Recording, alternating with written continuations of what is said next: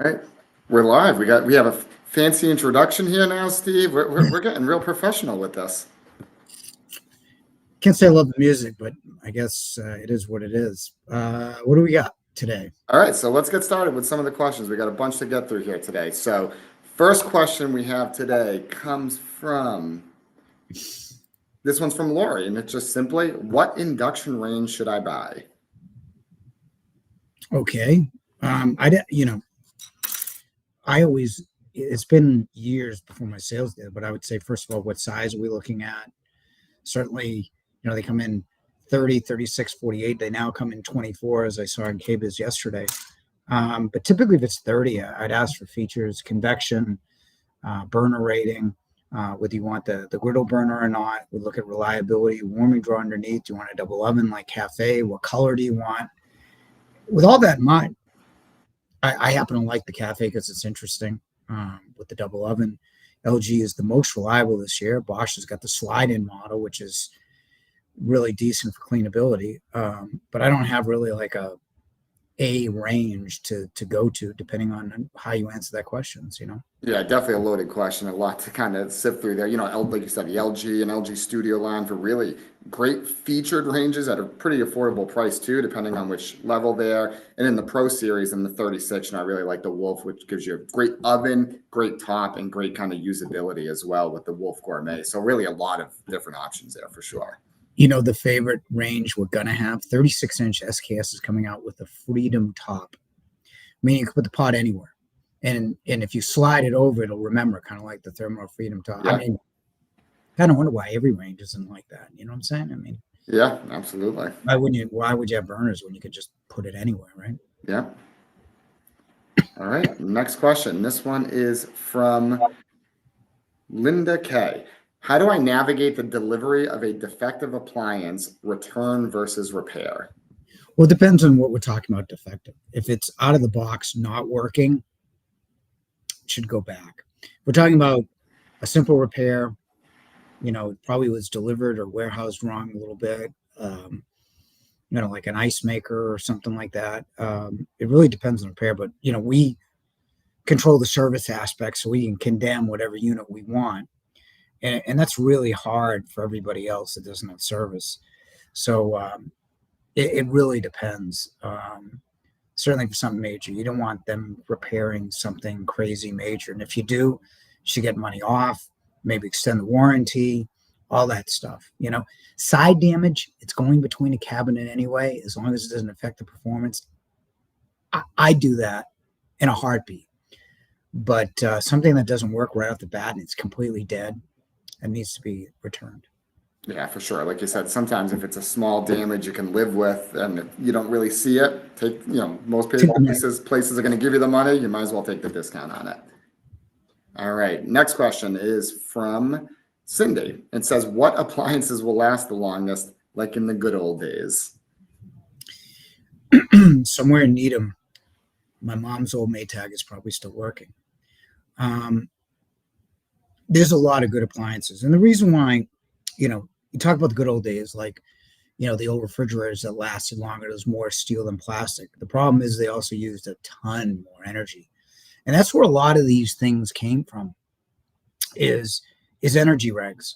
So although the refrigerator won't last 20 years, it may last 10 to 12 if you're completing the compressor, which you now have to do. You're going to save that and more in terms of energy costs. But I think from a standpoint, I think LG is the most reliable line we sell, although that's not saying much in refrigeration because you do have more repair. But, it's funny. I'm going to my dentist, right? And he's like, oh, appliances don't last like they're longer. And, oh, by the way, the cavities that have been in your mouth, I got to replace them. I'm like, in your car. Did you drive your car into the actual? So, it's just more of the same. Our grandparents didn't have any maintenance. Now you have to clean the compressor. You have to, do a bunch of things to make sure that the appliances will last, whereas you didn't in previous time. But I think LG Speed Queen, Sub-Zero, I've never had a problem with as long as I've owned. Another good American-made company. There's a bunch. You expect less time, but you're gonna pick up greater ROI.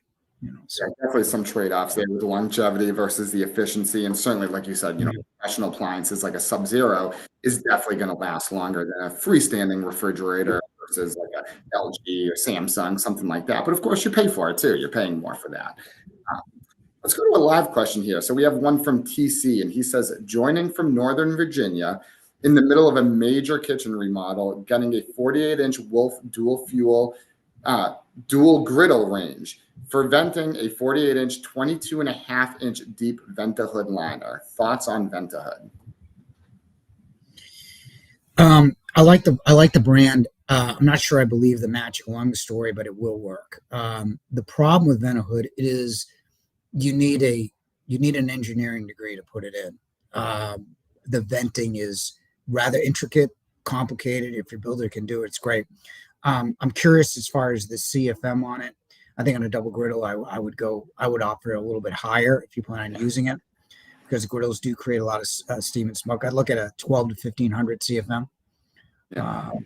Yeah, but there's nothing wrong with Vent-A-Hood per se, other than the installation of it is a little more complicated than it should be. But the line will work. Yeah, and definitely, like you said, that depth is really something that can, just with any brand, of course, like you want to have, like you always talk about, having deep that covers kind of those front burners, especially on a double griddle where that's going to emit way more smoke, heat, odors than something like just a regular pot on a burner. Well, I'd imagine the hood shell itself, 900 CFM. I don't believe that 1300 CFM equivalent. But just make the hood sure the hood is 24 inches deep to cover you want the hood to cover the front burners. All right, next one here. Let's go to Rena Martin. She says, I'm considering the cafe line for a kitchen remodel. Do you think they are reliable? I don't want to choose the white only to find out it is hard to replace down the line. Will white go out of style? White's been a color since I've been in the appliance business since 1986. Stainless has been kind of like the finish of choice for all that time, but white's never gonna. If you like white and you're putting in an all white kitchen, or if you like the finish, it's never gonna go out of style. It certainly hasn't in 38 years. I'm sorry, 39 years. White and black, black to a lesser degree, stainless steel. If you're looking for colors, I would go for a, kind of a fancy color if you want an orange and a hood and leave it at that. But no, I don't see white going out of style. Never. Yeah, and the cafe line in general is definitely a line that we do a lot with, and it is nice because it allows you to add some of that color into the kitchen without having to really spend a ton like some of the top end mint brands there too. And what I like about the cafe too is you can really kind of personalize it too, where you can get the white and mix and match some of those different handles. You can really choose your own handle style, and hey, maybe down the line you get sick of the mixed metal that's there. You can always replace that with a different color handle as well and change it up. Yeah, it looks good white and brass. It looks good white and I think black and copper looks good, but you get 6 different finishes. And what you'd want to do is match that towel handle to whatever your cabinet pulls are. So, all right, so let's go to our next question here, and this one is from.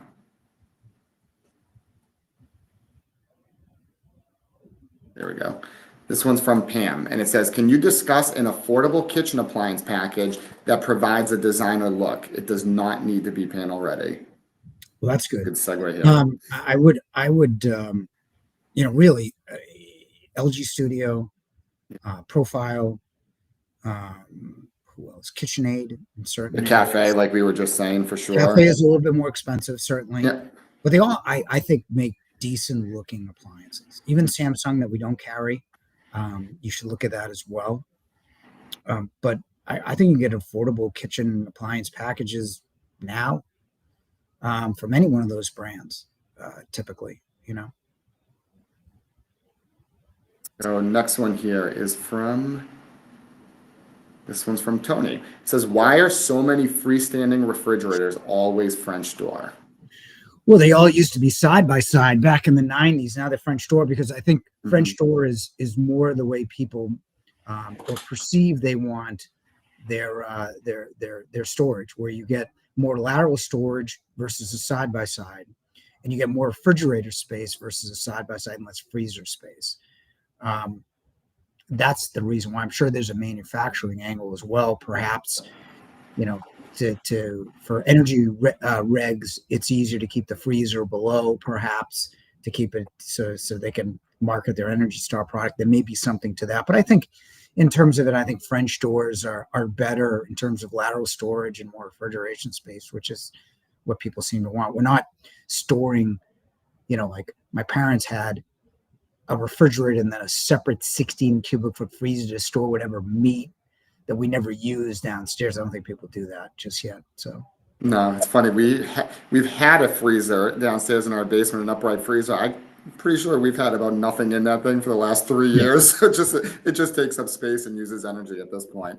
And that's really, it. like, Yeah, that's it. Forget about what other people are doing. If you use more freezer space, then get a side by side. But if you get a side by side, there's it's split in half, so you don't get the lateral yeah, storage. It's just more organized in a different square footage. So it really definitely. depends on how you store your food. Yeah, and in refrigeration, there's no real standard size per se. 36 inch is the most common in that freestanding space. And you don't really see single doors ever in that 36 because it kind of can get a little top heavy there too. So really, there is no 36-inch single door. So by far the most common, like you said, is really the French door in that size.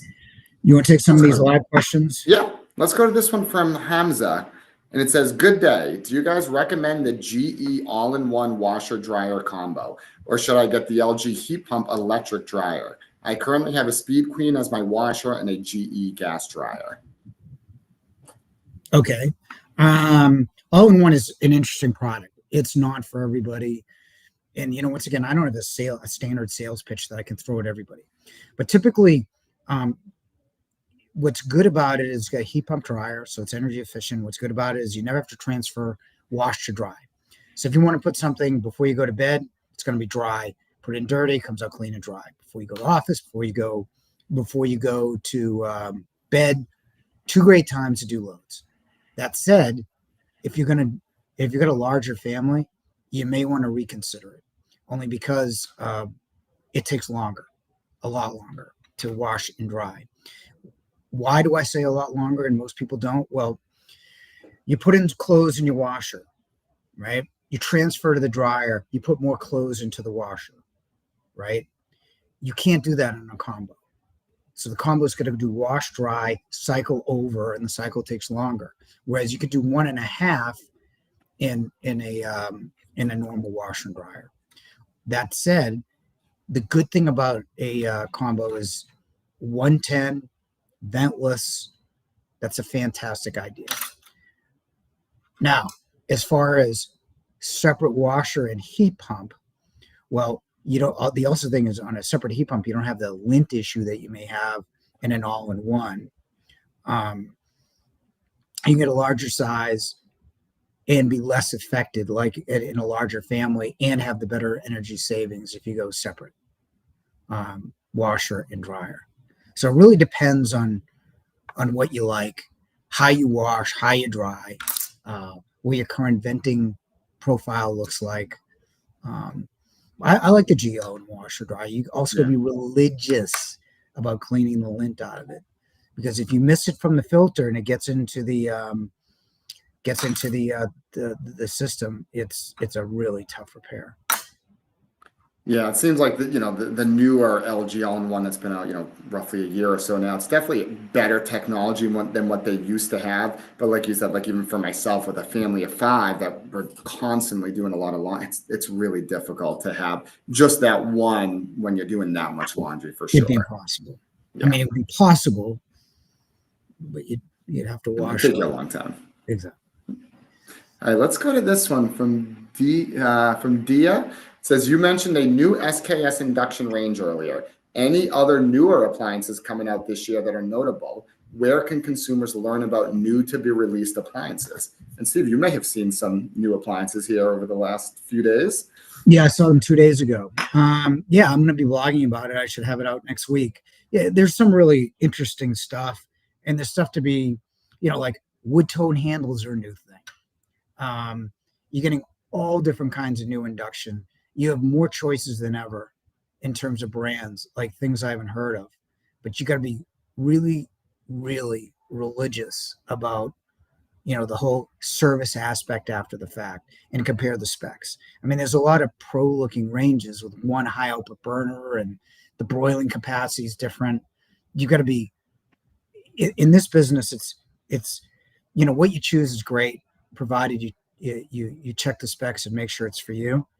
But the whole back half of delivery, service, and install, that's really the stuff you got to worry about. It's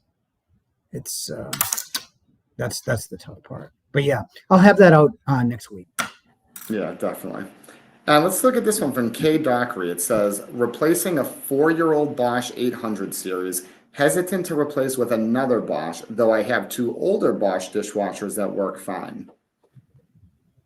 Well, everybody's got a, it's funny with the amount of content we put out. I'm very convinced that there is no brand that has a universally positive appeal to it. There's somebody that's going to dislike something. And in this case, really, what I would say is what went wrong on a really reliable brand. I question delivery and install in terms of in handling when something goes awry for such a short period of time. And really, I've never really pushed any brand. So I would say to this person is, do you like the Bosch? Because you've got Miele that's good, you've got KitchenAid that's good, you got a G profile that's pretty good. LG is very reliable. You got a lot of good choices there. So if you're gun shy to buy what should have lasted longer, you have other choices. So it's really up to you. Yeah, no question. It's like, the Bosches are still great dishwashers and, we still sell many of those, but not, like you said, there's tons of brands and none of them are perfect, no matter if it's a dishwasher, range, washers, like nobody's perfect. So you can always have problems with any of them. Overall, I would say Bosch still makes a really good dishwasher. They have probably, one of the better drying systems for sure with the Crystal Dry in that 800 series. They didn't have that in the old 800 Yeah. series. That's a 2-year thing, I think. Yeah, just about a couple years now. Yeah. So let's go to another venting question here, and this one's from Charlie Sheen.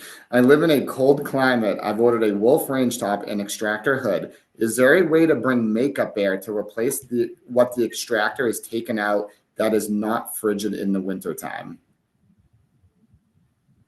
That's a tough one, right? If you're in a cold climate, it's going to bring cool air. It's going to bring makeup air. Makeup air is either by law. I'm not sure if it's a law in Massachusetts, right? You'd either do it through your HVAC, or you could put a hole 10 feet away from the stove on the opposite side. But you're going to get colder air in, either way. Yeah. I don't think there's a way to do that. I think maybe your HVAC will compensate for that initially, but that's a really good question. I don't know if there's a specialty product you can put near the vent that might warm it up. I don't really know. That's a good question, though. Yeah, and a lot of times if you can, obviously sometimes you can't, but if you have it in where the makeup air can be in the unfinished part of the basement maybe, so it's not really where the air's not necessarily coming in where you are there at that spot either. But of course, it's very dependent on your situation and how your HVAC system is laid out there for sure. I like this question. I've liked all the questions, by the way.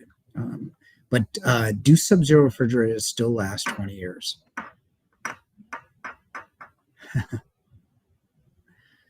I like this brand. And I think as long as you clean your compressor, you maintain it, I think it should last. However, I always take all this stuff with a grain of salt. They say Miele has got it built for 20 years. If something's built for 20 years, how about a 20-year warranty? Right? I don't think anything's built for 20 years. I think the only thing that I've ever sold is the old Maytags.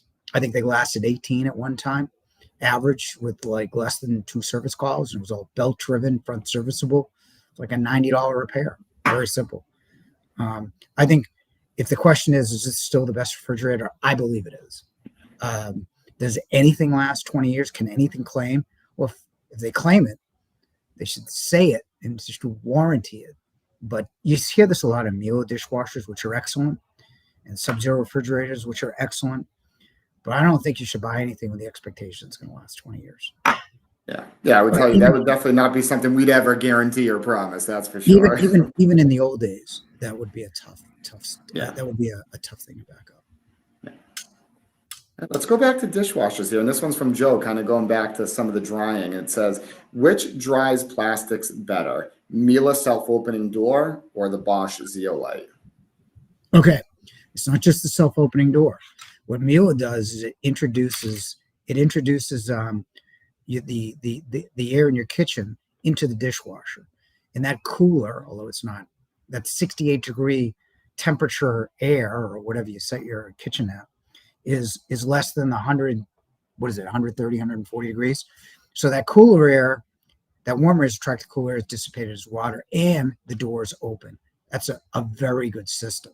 However, when we tested, the zeolite's better. Yeah. Zeolite is a mineral. It actually does a lot of stuff, right? Yeah. It's a supplement too. I didn't even know that. But what zeolite does is it absorbs moisture and emits heat, which is really what drying actually is. Yeah. And Absorbing. without using the energy. Yeah. But that said, Miele is very, very good. Yeah. And between the two, I mean, I think the Miele washing system is better. I think their racking system is better. I think the zeolite's the best for drying. Yeah, I I have a know. Bosch also with the zeolite. And I could, plastics is still always the hardest thing to dry. And certainly if you have plastic with, something that has a small cupping on up top, nothing's really going to dry that perfectly. But overall, I would say the Bosch with the crystal dry does a really great job drying in general for sure. Plastic's always the hardest, but it definitely does a really good job on those as well. Plastic's less dense. Therefore, then the heat doesn't thoroughly go through them like it does more dense stuff in place. Yeah. All right, let's see. Next question here. This one is from Joanne and it says, which appliances are still made in the United States? Well, which United States brands? That would be Whirlpool, which owns KitchenAid, JennAir, Maytag, Amana. Those are the brands they have. True, Sub-Zero. Blue Star. Blue Star is another one. Speed I think Ben Hood is one as well. Yeah. And then you got a lot of companies that assemble here. Especially the one thing I will say about tariffs is they have caused a lot more manufacturing. Like Samsung and LG both manufacture. GE's got huge plants, although they're owned by the Chinese. The way I look at it is American owned, American made, best for the country. Second would be American owned, foreign made. They typically take the profits back to their home countries, though. And then imports would be 3 on that. So, but there's a lot of stuff made here. I mean, the Frigidaire Electrolux company, that's all pretty much made here. Bosch, German made, biggest dishwasher manufacturing facilities in New Bern, North Carolina. So you get a lot of stuff that's actually built and assembled here. But very few. Wolf. I think we said that. I'm not sure. Sub-Zero Wolf. Yeah. Cove dishwashers is part of that group. You get a lot of stuff that's because the way American kitchens are unique. They're bigger than the foreign. But that said, LG and Samsung have taken a lot of market share, a lot of appliances away from traditionally American brands. And then the most traditional American brand, GE, is now Chinese. It's owned by Haier. Let's go to this one from Robert. He says, I'm building a new house. My last residence had all Bosch, Miele, or Gaggenau. We don't entertain, and it's only my wife and I. We are looking forward to steam and learning new cooking techniques.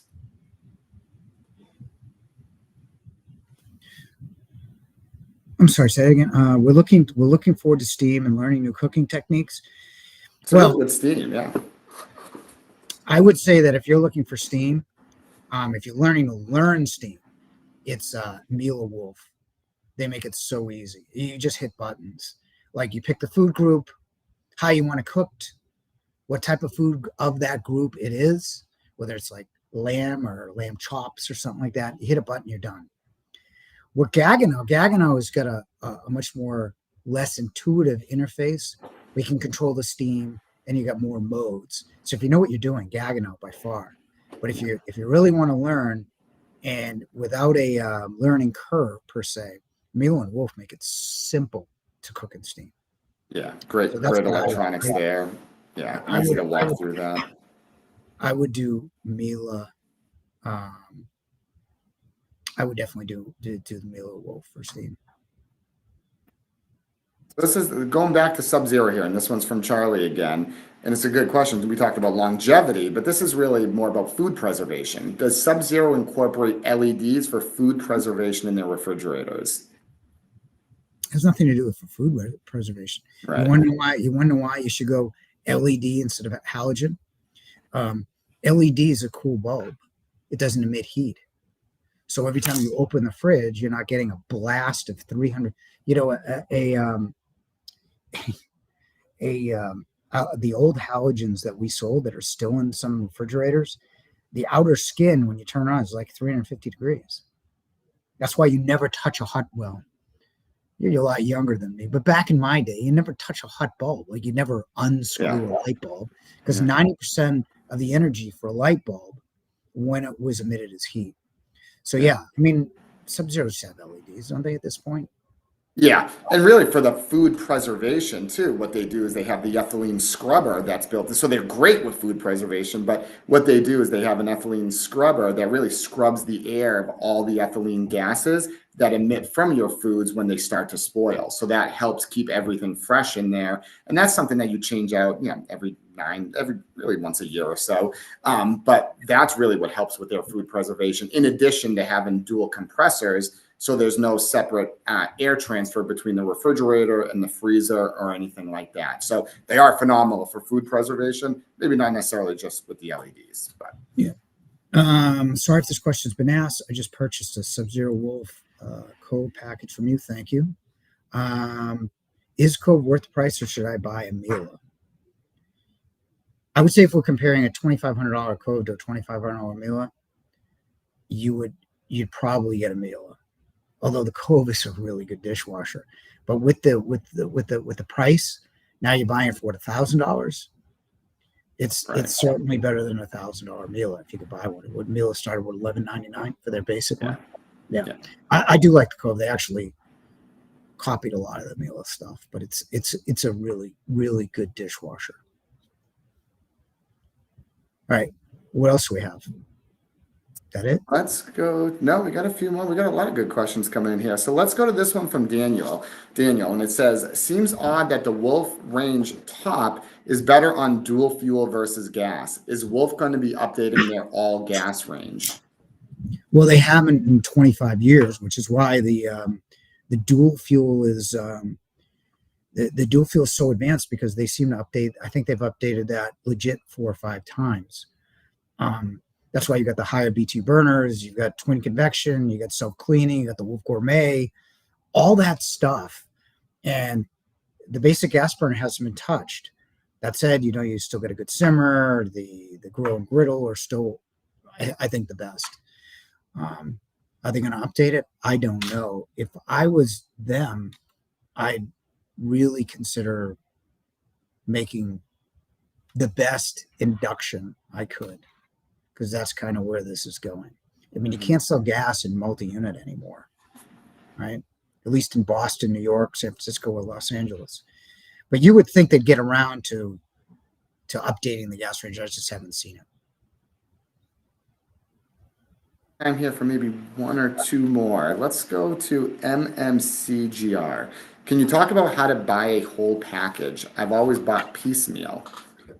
So this is always something that we talk about, should you buy a package versus just kind of getting what you really want, whether it's the same brand or not? Well, that really depends on what we're talking about. I think if we're looking for affordable luxury, the Samsung Cafe LG, which is really a good part of our total sales, I think buying from one manufacturer makes sense. Okay. I do. I think from aesthetic point of view, I don't think the features differ a little bit. Start with the range and refrigerator, what you like the best. The dishwashers all wash dishes. They may dry differently, but that's what I think. As you go up to luxury, you can do either way, depending on what you're looking for. Again, this is just basic advice for everybody. I do think you'd have to get a list of what your non-negotiables are and buy like that. Um, like I have Sub-Zero Wolf. This is before they had Cove, and I've got a Miele dishwasher, right? I've got our set of drawers, you know. Mhm. So it really depends. I think for the marquee items in that package, Sub-Zero Wolf, good. Cove, now they get the $1,500 back, but it really depends. I mean, if you like the utility of one versus another, go for it. Really depends. There's no one company that makes the best of everything for everybody. It doesn't exist. So you have to find the one. You have to find the one that's for you. Yeah, they'll certainly try to entice you with their packages and rebates to try to stay within one brand. And for some people where you want everything to match, certainly that can be the best choice, but definitely not for everybody. And when you mix and match brands, there's so many things now too. They have pocket handles, really kind of started with dishwashers. So Yeah. there's flat, no mismatch handles, but now even refrigerators, a lot of times you'll see from brands like Bosch, LG, like they have that pocket handle as well. So there is no mismatching. And you can certainly save money in other areas. Like you don't have to get a whole package. If you're mixing and matching brands, there's definitely ways to save money and get within a certain budget for sure. No question about it. We'll take two more. We've got that designing in our kitchen, don't know where to put the microwave, and then the Viking stove one. Okay. And then we'll let everyone So go. this one's from Rena again. Yeah, we're in the middle of redesigning our kitchen and don't know where to put the microwave. Are there any other better built-in options for reheating food? We don't want to do under the counter. So don't. Put it above the single oven. You can put a microwave anywhere, really. You can put a microwave under a counter, under a cabinet with the little G. Exactly. Yeah. You could put, I think a lot of people go with the double oven, and I think it's, unless you use it, I think it's a complete. If you don't use that second oven, it's kind of a waste. Put a single oven, microwave over, and a warming drawer underneath it if you won't use a warming drawer. Now, as far as what reheats, the one thing I do in a steam oven really well is reheating. And, it's funny because, I brought my lunch in today and I used a microwave. Now, microwave basically targets moisture. That's why everything is so, the texture is not what it could or should be, right? When you use a steam oven, you're almost infusing flavor. It's totally different. I think the difference is you can reheat in a microwave at a minute and a half, or you can reheat in a steam oven and really enjoy the food at about 8 to 10 minutes. And that is what I think a lot of people should do, because we all wake up 8 minutes earlier to reheat your kids' lunch if you have to, but it's really worth it. That's what I would do. But again, microwaves can be put anywhere. God forbid even on the counter. Let's see, where was that last question? All of your reviews. You never seem to mention Viking stoves. Yep, there it is. So through all of your reviews, you never seem to mention Viking stoves. I guess the rumors are true that quality has really dropped off. Okay. I have a long, painful past with Viking. We were one of the first dealers, and they were great. And then they totally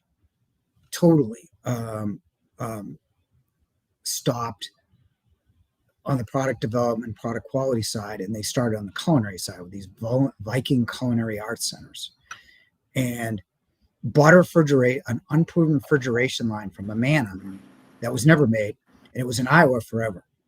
And they didn't put any product. They didn't put any attempt at improving quality. So when I'll tell you what the tipping point for me is when a service tech called me and said, they want to rewire, they want us to put a wiring harness on a range. And I'm not sure if we could do that. That's really, we're not the manufacturer of this range. So that was about 10, 12 years ago when we parted ways. That said, probably one of the best CEOs in the appliance business on the manufacturing side is Ann Purcelli. And she's been at it 2-3 years. She's redoing the refrigeration line, redoing the stove line. She's the person to bring it back. And when they do, there's another manufacturer, United States manufacturer, I'd love to support. But until I see the product and break it down here, I can't carry it because we're on the hook for fixing it. It's a lot of great questions today. We had them coming fast and furious. That was We great.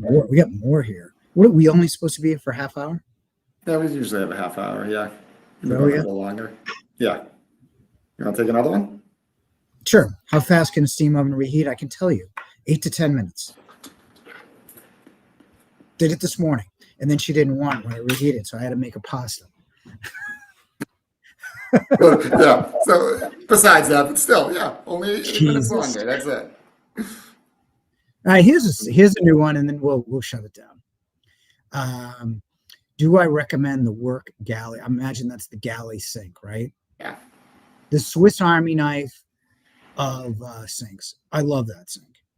And if you're the type of person that would use it and have a peel for it, I'm all for it. That said, it is a little expensive. Yeah, but definitely, I as they love say, as they call it, it's a workstation because you really can just do so much with it. It's very different than a traditional sink. But yeah, certainly costs more. But I mean, there is so much that you can do with it, so many accessories built into it that really gives you a lot of functionality. And sometimes too, if you have a smaller kitchen with not a ton of countertop space, you really can still utilize some of that sink as countertop space and do some different things there too. It gives you the ability with the cutting boards, the strainers, all those sort of things built into it. So, Yeah, what do we have? We have one other thing about like a webinar we're having. yep, we have an upcoming webinar. Yeah, appliances you should avoid in 2025. You're gonna like this. Haven't been in the best mood lately, so this is people, I was at KBiz and 3/4 of the people kind of like what we do, but there's 25% of the manufacturers that really, really despise what we do. You know that?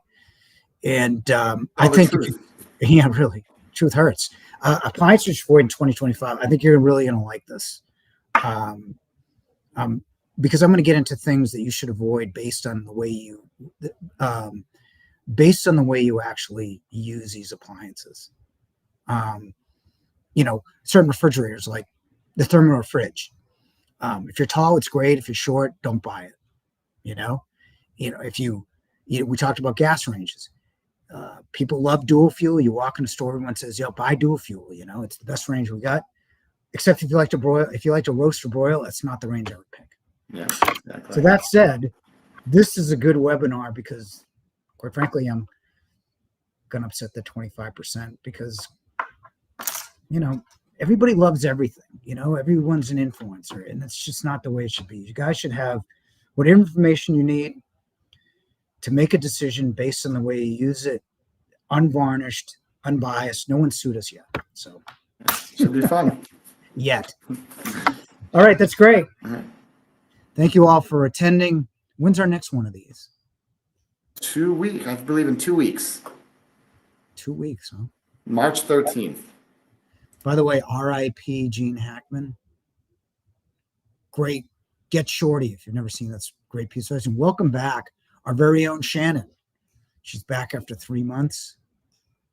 And controls everything in the background, She's our girl. Yep. All righty. That's it for us. See you in a couple weeks. Thank you.